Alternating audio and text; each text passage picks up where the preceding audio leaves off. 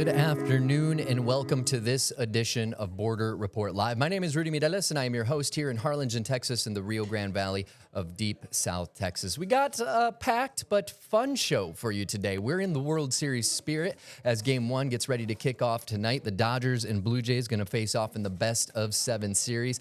Our San Diego correspondent Salvador Rivera is going to join us, and we're going to talk about a couple things. Everything from the impact that immigrants have on Major League Baseball all the way to some of the dealings that the Dodgers owner, one of the teams in the World Series this year, has, and his ties to immigration enforcement authorities. So we're going to take a look at that in just a little bit. But first, we wanted to start with, as always, the headlines. So here's what's trending across the border right now. Starting with 2 Chicago public school students were detained and allegedly assaulted by federal agents on their way to school Thursday morning. The students were reportedly on their way to school when they passed the situation unfolding and stopped to watch and participate in a protest. Witnesses said that agents deployed tear gas on the crowd and assaulted and arrested the students. School officials say the students are U.S. citizens and were later released. A group of Senate Democrats sent a letter today to Education Secretary Linda McMahon, demanding that the Trump administration make efforts to ensure ICE officers don't conduct operations close to schools. According to our partners at The Hill, the letter was signed by 8 lawmakers who say ICE has increased its presence around Chicago public schools and other educational institutions, which, quote, disrupts learning and school operations, end quote. The Hill has reached out to the Education Department for comment, and we will bring you that comment as soon as we get that back from our partners up at The Hill. In other news, on Thursday, President Donald Trump was joined by Defense Secretary Pete Hegseth and Attorney General Pam Bondi to celebrate his recent creation of a new federal task force. Trump said the task force has made historic achievements since it was created last month and has arrested thousands of cartel members. And we're here today to discuss a sweeping, unprecedented, and historically successful operation that my administration has carried out in recent weeks to arrest, prosecute, and permanently remove members of foreign drug cartels from American soil. The president said he will brief Congress on the U.S. strikes on alleged drug vessels, but he doesn't believe the administration needs a formal declaration of war. He said, quote, "We're going to kill them. They're going to be like dead," end quote. Cartels, drug dealers, and immigrants are what the U.S. Coast Guard is now hoping to deter down here in the Rio Grande Valley. It's part of their newest mission. As we first told you here on Border Report Live earlier this week, Operation Riverwall is intended to be a long-term initiative to stop border crime along the Rio Grande. Jorge Vela from our station KVEO TV has the story.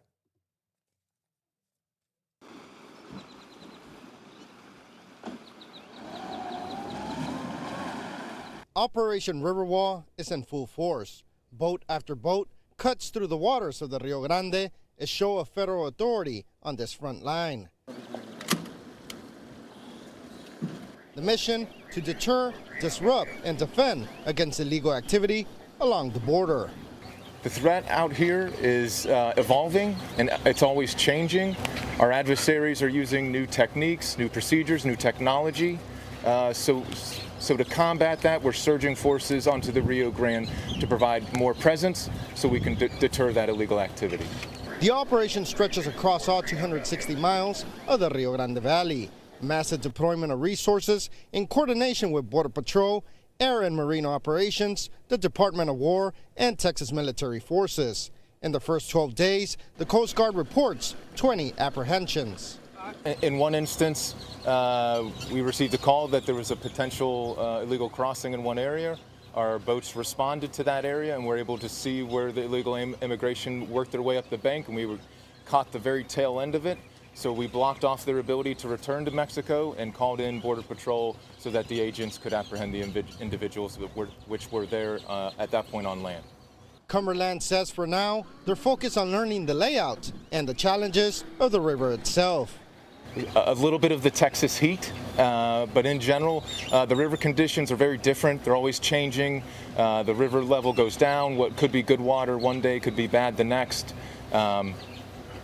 So a challenging environment is probably the biggest thing. When the operation was announced, Secretary of Homeland Security Kristi Noem called it a long-term mission. and the Coast Guard plans to stay until the job is done. So Upriver Wall is going to be an enduring mission where the Coast Guard is here until we gain 100% control of the southern border.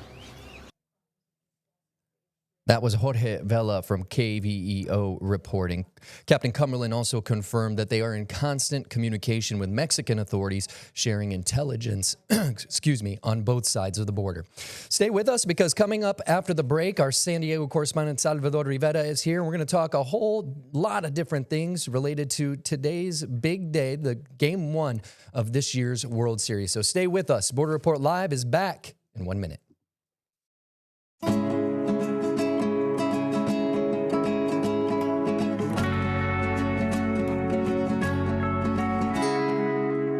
And welcome back to this edition of Border Report Live. My name is Rudy Mireles. I'm your host here in Harlingen, Texas, in the Rio Grande Valley of deep South Texas. So the World Series is getting underway tonight. It's the Los Angeles Dodgers with Toronto Blue Jays, and they're going to face off in this best-of-7 series.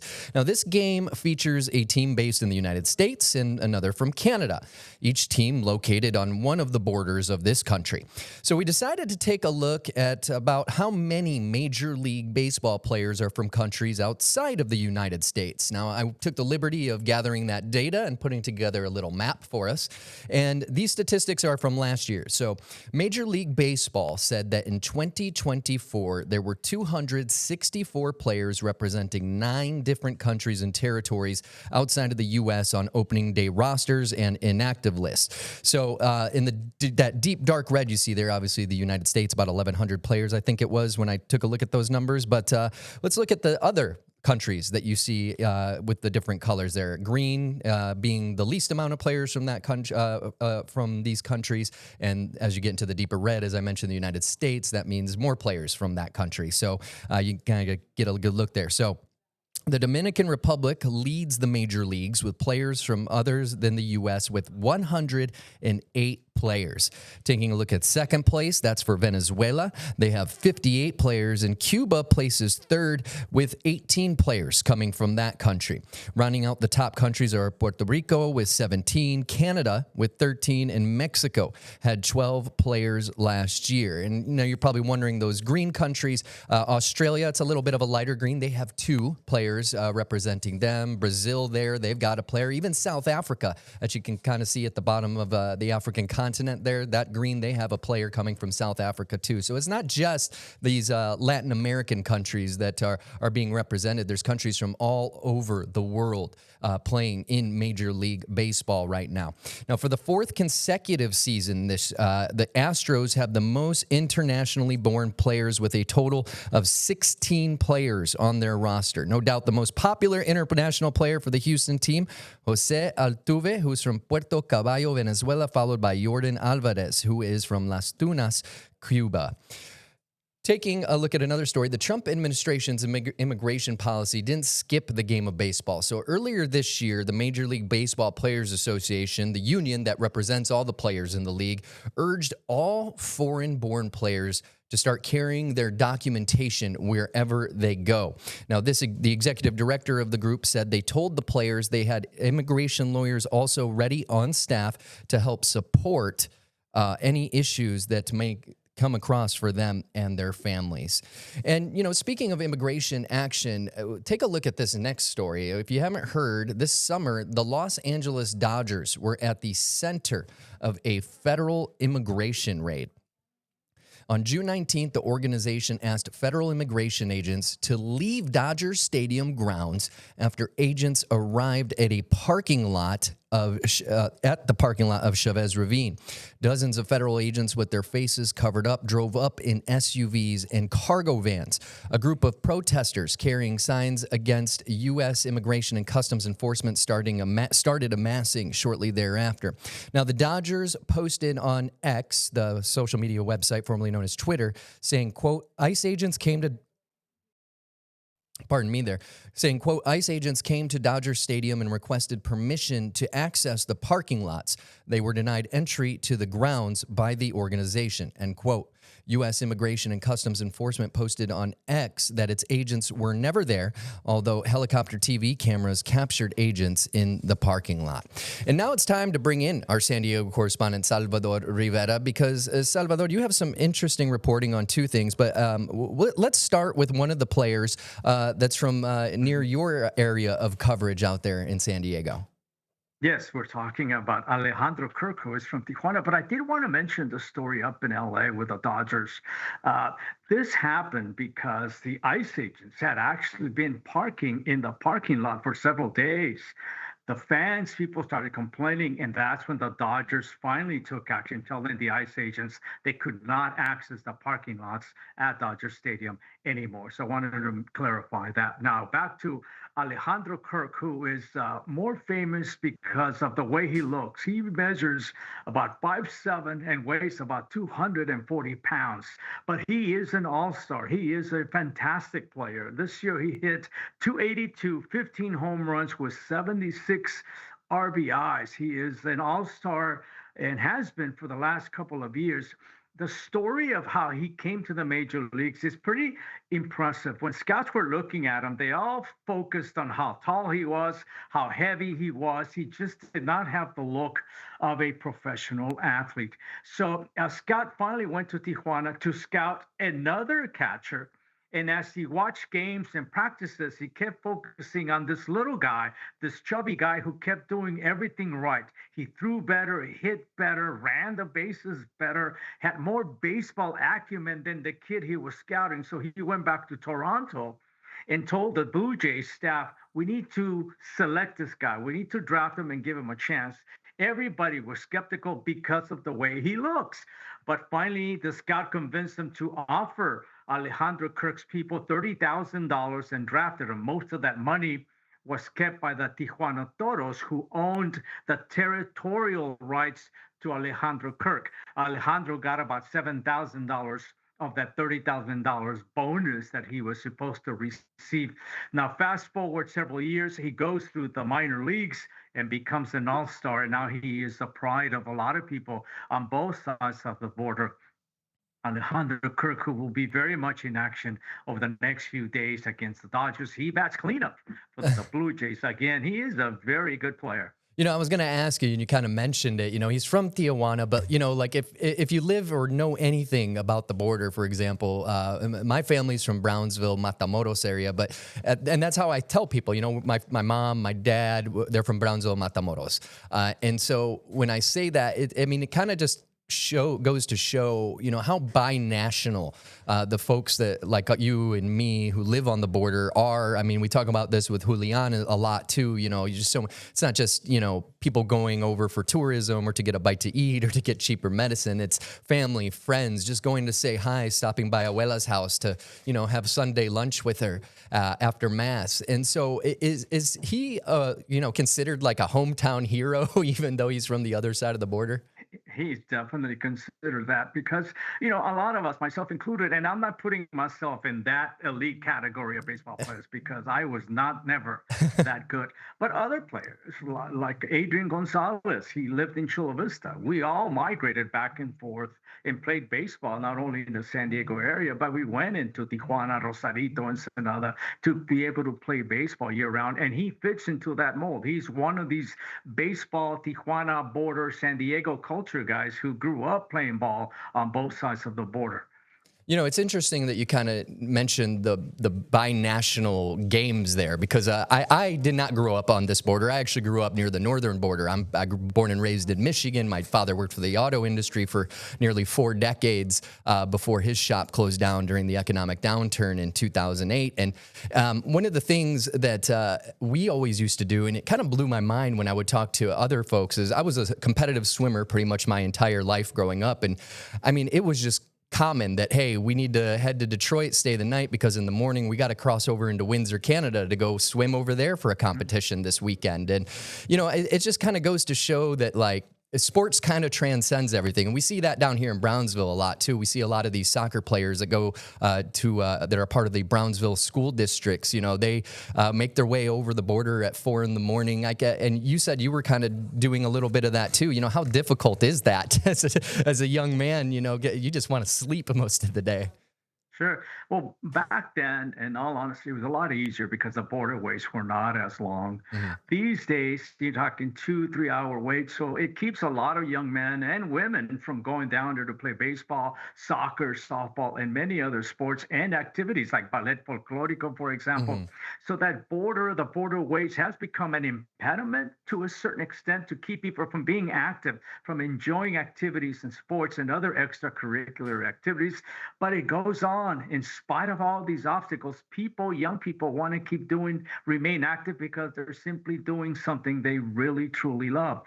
You know, and I just want to kind of go back to Alexander Kirk because we were talking about, you know, his stature, right? It's not really what you would consider the traditional athlete. But the one thing I always talk about is I feel like baseball is the common man's sport. And that's why it's such an incredible sport. And that's why, you know, it's not just America's pastime. If anywhere from Mexico to Cuba to Venezuela, all the way to Tokyo, Japan. I mean, I've been to Tokyo several times in the past over my career. And I just think about, you know, I feel like you can't drive 2 miles through the Tokyo region without seeing a minor league or a major or professional baseball stadium there. So it kind of just goes to show how this sport truly transcends, you know, the typical what you would consider athlete. You know, they're not built like wide receivers, all these guys. You know, if you can sling a ball fast or if you can get in front of the ball and, you know the fundamentals, you really do have a shot. I think, I don't have the statistic in front of me, but I think baseball is actually like one of the sports that you have the highest opportunity to go, whether it be professional or semi-professional as you kind of climb up the ladder. So very interesting stuff. And we obviously wish Alexander Kirk a little luck for all our San Diego, Tijuana viewers out there. You know, that's on the Toronto Blue Jays side, Salvador. But I want to talk about some interesting reporting that you have about the Dodgers and specifically the Los Angeles Dodgers owner. Tell us a little bit about that. Well, he is a very rich man. He not only owns the Dodgers, he owns the Lakers, the LA Sparks, which is a WNBA team in Los Angeles. He owns several other franchises, including a couple of professional soccer teams in Europe, including Chelsea, which is one of the better teams in the English Premier League. Yeah. But some of his investments have been questioned in recent months because of the involvement in the immigration front. He owns GEO Group, and this company owns a ton of detention facilities around the country, private detention facilities across the nation that house primarily immigrants. For example, in California, he has 6, in Arizona, 3, 2 in New Mexico, and 11 in Texas. He also has properties in Florida and Louisiana and many other states across the country, facilities that house primarily migrants who have been detained. Now, there's also controversy because he also owns a company called TW Global. And this is a company that has been hired by the federal government to do a lot of data analytics, to capture a lot of information related to migrants. They can track the movements of migrants. And this has led to the detention and deportation of migrants. So Mr. Walter is sort of a controversial figure because his companies are not only helping round up immigrants, house them, detain them, but also deport them. You know, it's interesting too, because as we kind of mentioned and we talked about at the top of this segment is, you know, when ICE showed up to Dodger property, they were told or asked to leave. And so, you know, what's the kind of theme there as in, you know, one hand saying, you know, we support our players, we support our fans, but then on the other hand, kind of, you know, investing in these companies that are deporting a lot of potential fans, potential, you know, who knows, maybe you're deporting a young child who could be, you know, the next, you know, Jose Altuve or, you know, or Alexander Kirk in this situation. Well, he is a businessman first and foremost, and he will say that these are just some of the companies that he owns, and that's what they are in business for, and they are there to make money. Man, he will say, I also own the Dodgers, and we do a lot of philanthropic work. We donate a lot of money to charity, to organizations, so we do help out the community. We're not just about what we do, what are some of our companies might be doing. So that's one way that the Dodger brass is sort of defending what Mr. Walters' companies have been doing and what are doing right now. But you are absolutely right. You never know who they might be deporting or detaining because it could be the next Lionel Messi or could be the next Shohei Ohtani. Mhm. So we don't know what's going to happen, but this is sort of the fact of life. And it's kind of a dichotomy there in Los Angeles because Los Angeles, if you're familiar with it, it is very heavily Latino. A lot of Mexican Americans, people of Mexican descent, live there, work there, study there. So it's a market that is heavily pro-Mexican, pro-Mexico, and but at the same time, so the Dodgers have to balance this out. How do we appease a large base of our fans and then justify what we're trying to do in other areas of our business? So this is a difficult situation for Mr. Walter and the Dodgers, but as they say, winning cures it all.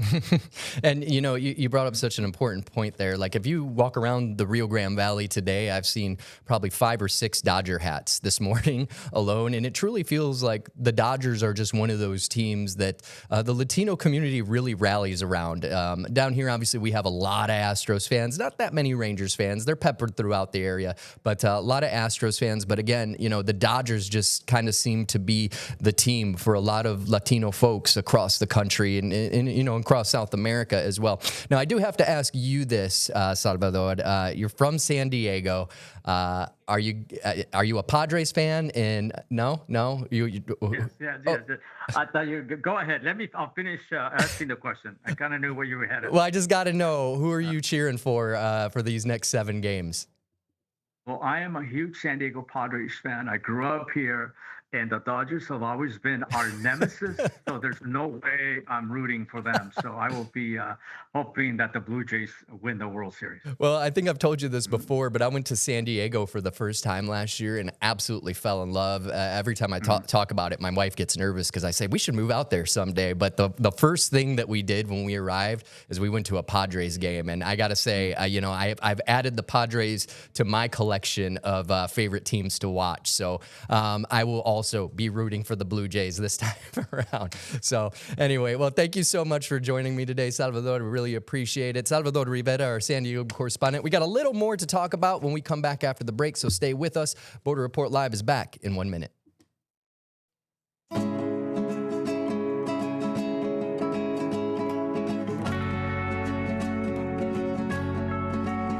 And welcome back to this edition of Border Report Live. Before we get to one last story, we wanted to talk about staying on the theme of baseball. We did want to remind you to check out our partners at Political Power Ranker. It's a weekly show tracking the movers, shakers, and rule makers in American politics. Nextstar's Director of Political Content, Chris Berg, and Director of Emerson College Polling, Spencer Kimball, break down who's up and who's down in the world of politics based on data. I had the privilege of getting to work behind the scenes on this week's episode, which is focused on all things Proposition 50, as well as the governor's race in California. Big deal when it comes to the future of what could happen as far as redistricting after the state of Texas here did it or was working towards it, and then California and some other states now on the East Coast are trying to join in this fight on both sides of the aisle. So make sure to check that out, Political Power Ranker. You can find more on it at abc27.com or your local Nextstar station's website. Also wanted to remind you that you can stay informed on the story shaping the U.S.-Mexico border while on your commute, maybe working out at the gym or taking the dog out for a walk, as Border Report Live brings you real-time updates, expert insights, and voices from both sides of the border. You can find us at Border Report Live on Apple Podcasts, the iHeartRadio app, your Spotify app, as well as YouTube. So make sure to like, subscribe, and take a listen to one of our previous episodes or today's episode if you enjoyed me and Sal talking baseball today for more information on that. Before we go, we did have one last story to tell you about this afternoon, and that is no doubt the greatest name in Dodgers history is Fernando Valenzuela. The Mexican-born superstar from Sonora played Major League Baseball for 17 years. He played for a number of teams, but was most well-known as a pitcher with the Dodgers. He was signed in 1979 and made his debut back shortly thereafter in 1980. He won his first 8 starts, and that was the beginning of the so-called Fernando Mania. He won the National League Cy Young Award and Rookie of the Year in 1981. And after retiring, his baseball career did not stop there. He ended up serving as Dodgers broadcaster until 2024, the year he passed away at the age of 63. The Dodgers retired his number 34, and players now wear that patch on their uniforms as a tribute. And that is a look at what's happening today across the border. We appreciate you so much for being here this afternoon, as always. For our San Diego correspondent, Salvador Rivera, my name is Rudy Mireles here in Harlingen, Texas, in the Rio Grande Valley of Deep South Texas. Have a great weekend.